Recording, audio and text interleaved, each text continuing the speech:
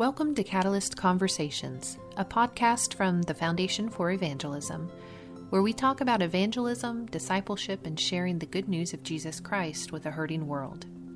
We hope that this podcast series can help you start a conversation in your faith community. In this episode, a group of 2023 Equipping the Local Church grant recipients discuss how they went about listening to their church and the wider community to help inform their grant project application.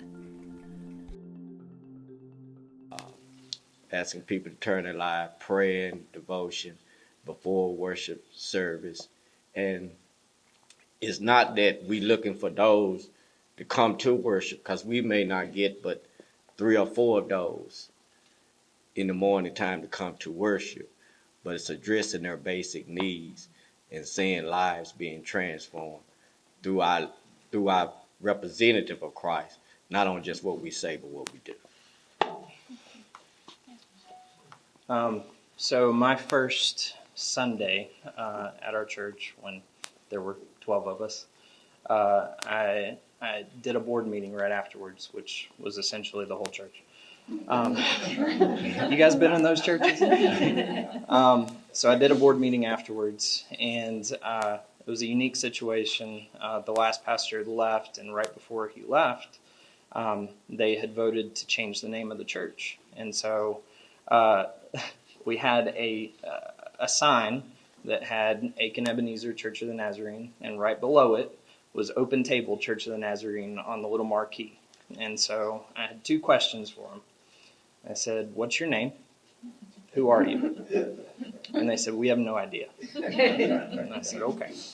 And I said, "Well, let's work on that." And I said, "Okay, what are you passionate about? What makes you excited to come to church?" And they said, "We have a 950 square foot building. It's a freestanding storefront. It is crowded, but there are these big, huge windows where it is as transparent as you can be. And people walk in. I've had people walk in right in the middle of sermons, just they'll walk in and they'll sit down." And they said, "We are so excited about the people in our community that are finding us." And I said, "Okay." I said, "Well, we're not going to focus on anything else. I have 4 kids, 8 and under. So for me to say we're not going to do children's ministry is really tough." But we're not going to do children's ministry. We're not going to do student ministry, any of that. I said it's going to be, our focus is this community. And out of that, ministry has grown. But I began to talk to the people that were just coming in. I realized that a lot of the people that I was meeting were, let's say, blacklisted at homeless shelters, which I understand the need to do. I get it. And they wore out their welcome, or however you want to say it. So I started asking, what are the needs? And, food, shelter, and hygiene.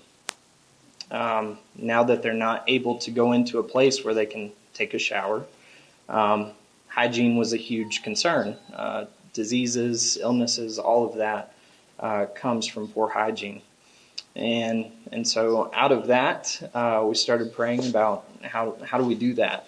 In our facility, it is not possible. So how do we do this? And I'll share a little more about how we do that in a little bit. So my setting is suburban.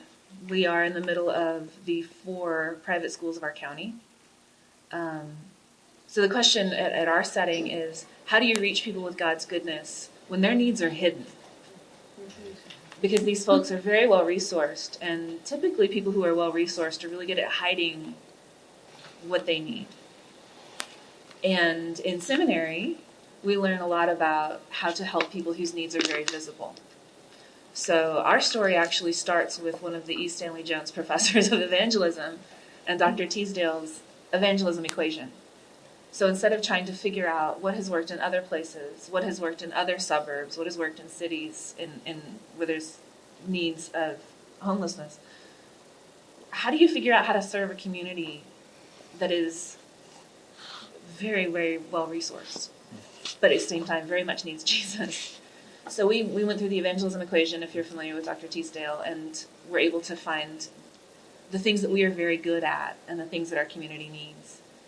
And we landed on, there's just a lot of loneliness. There's a lot of loneliness, there's a lot of boredom, especially post-pandemic. So how can we position ourselves to meet those needs? And out of that, I had two focus sessions with my people, and just said, if we had this, if we got this grant, what could we do? What needs do you see? And that's where the idea of the community table came up. There wasn't a specific single need. It's not like there's people who need a shower. It's we need this, and we need this, and we need this, and we need this. And after those sessions, I looked at the common threads in the conversations that we had and wrote the grant proposal from there.